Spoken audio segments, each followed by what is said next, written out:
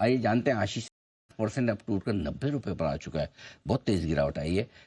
और वीकेंड पर बड़ा एक्शन में रहा, सुर्खियों में रहा, खबरों में रहा और कई सारे ब्रोकरेजेस की रिपोर्ट्स भी आई हैं। आइए जानते हैं आशीष से क्या कुछ हो रहा है ओला इलेक्ट्रिक में। आशीष बताएं। कल टॉप ट्रेंडिंग स्टॉक था सर। कल एक्स पर अगर आप देखें तो लगातार जब भी आप खोल के देखें तो इनकी ट्वीट्स नजर आ रहे थे। दरअसल कल जो सीईओ भाविश अग्रवाल है और कॉमेडियन कुणाल कामरा के बीच में ट्विटर पर काफी बहस हो गई। सबसे पहले अगर आप देखें तो कुणाल कामरा ने कहा कि पिछले 4 महीने में बहुत सारे लोग ऐसे हैं जो लगातार शिकायत कर रहे हैं कि हार्डवेयर की माल फंक्शनिंग हो रही है, सॉफ्टवेयर में दिक्कत आ रही है, सर्विस स्टेशन जा रहे हैं तो वहां पर प्रॉपर सर्विस नहीं मिल पा रही है और काफी लंबा समय लग रहा है इन इश्यूज को एड्रेस करने के लिए। हालांकि भाविश अग्रवाल ने अपने व्यंग के तरीके से कहा कि इसमें कोई सहायता करना चाहते हैं तो कर सकते हैं, उनको पे कर देंगे, लेकिन फिलहाल के लिए अगर आप देखें तो जो बैकलॉग है लगातार बढ़ता जा रहा है। टेक्निकल ग्लिचेस, दिक्कतें ज्यादा आती हुई नजर आ सकती हैं। कुणाल कामरा ने यह भी कहा कि पिछले कुछ महीनों में अगर आप देखें तो जितनी बिक्री हुई है उसके हिसाब से जो ग्राहक हैं उन्हें रिफंड दे दीजिए अगर आप इश्यूज को रिजॉल्व नहीं करना चाहते हैं। लेकिन फिलहाल अगर आप देखें तो मुश्किलों में नजर आ रहा है ओला इलेक्ट्रिक, जहां पर अगर आप देखें तो लगातार जो शिकायतें बढ़ती जा रही हैं। कुछ दिन तो ऐसी आई है जहां पर 6000 से 7000 नई शिकायतें मिली हैं। 80,000 से ज्यादा शिकायतें यहां पर मिल चुकी हैं और जैसे कि मैंने आपको बताया कि टेक्निकल ग्लिचेस हैं, सॉफ्टवेयर माल फंक्शनिंग, इस सब की दिक्कतें यहां पर लगातार नजर आ रही हैं। और पिछले 3 महीने से आप देखें तो हाई बेस के चलते जो बिक्री के आंकड़े ये भी आपको थोड़े से ढीले नजर आएंगे, जहां पर आप देख सकते हैं कि जुलाई में 41,600 यूनिट्स की बिक्री हुई थी, अगस्त में करीब 12,405, लेकिन सितंबर के आंकड़े काफी निराशाजनक देखने को मिले थे, जहां पर पिछले साल के मुकाबले बिक्री 46% घटी थी। लगातार अगर आप देखें तो ये दिक्कतें हो रही है, लेकिन सब कुछ नेगेटिव नहीं है, कुछ साइड पॉजिटिव की भी है। जैसे 17 सितंबर को ब्रोकरेज हाउस 2 बड़े दिग्गज हैं, तो गोल्डमैन सैक्स है और बैंक ऑफ अमेरिका है, जिनकी तरफ से अगर आप देखें तो कवरेज की शुरुआत की गई और बता रहे हैं कि जिस प्रकार से इन हाउस बैटरी मैन्युफैक्चरिंग का एक काम करने वाले मार्जिन में यहाँ पर बढ़त देखने को मिल सकती है और इलेक्ट्रिक 2 व्हीलर सेगमेंट में मार्केट लीडर है अनडिस्प्यूटेडली। इसी के चलते दोनों ब्रोकरेज हाउस का स्टॉक बहुत पसंद आता है।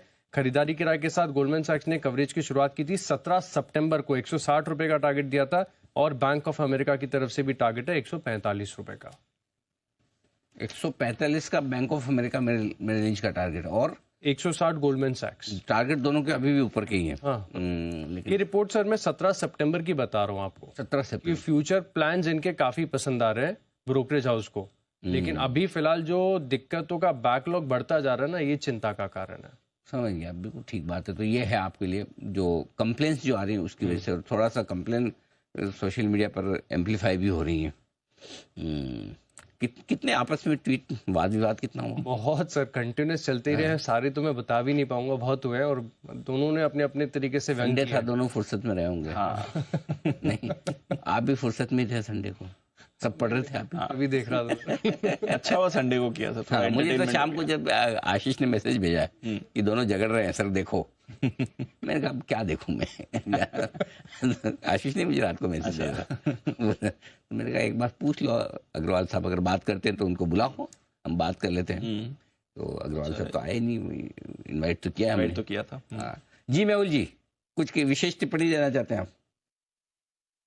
अनिल जी, ये बस कहना था, क्लैरिफिकेशन था कि बहुत ज्यादा फुर्सत में मैं भी था वीकेंड पर और मैंने कभी ट्विटर देखा नहीं था ये वीकेंड पर कि क्या चल रहा है क्या नहीं, इसलिए हमने पहले से ही फ्राइडे को ही निकाल के रखा था ये पिक और इसलिए हमने कंडीशनल बाय भी दिया था कि 101 के ऊपर ये जाएगा तो ही बाय करना है। बट कुछ लोग के मैसेजेस आ रहे थे मुझे, तो मैं सोचा कि क्लैरिफाई कर लूं कि 100 का ही आज का हाई है, 101 निकला भी नहीं था, तो ब्रेकआउट अगर कंफर्म होता तब ये बाय बनता था, बिकॉज जो पैटर्न उसकी बनी थी काफी अच्छी थी, जो हैमर पैटर्न बना था। बट हालांकि ये न्यूज के चलते आज ये काउंटर बहुत ज्यादा गिर गया, तो बाई लेवल जो था वो ट्रिगर नहीं हुआ था। जस्ट यही क्लैरिफाई करना था। 157 का इसका ऑल टाइम हाई है, वहां से तो अच्छा खासा करेक्शन हो गया इस पर। ऑलमोस्ट 70 रुपए का करेक्शन, 65-70 रुपए का करेक्शन वहां से हो चुका है इस पर।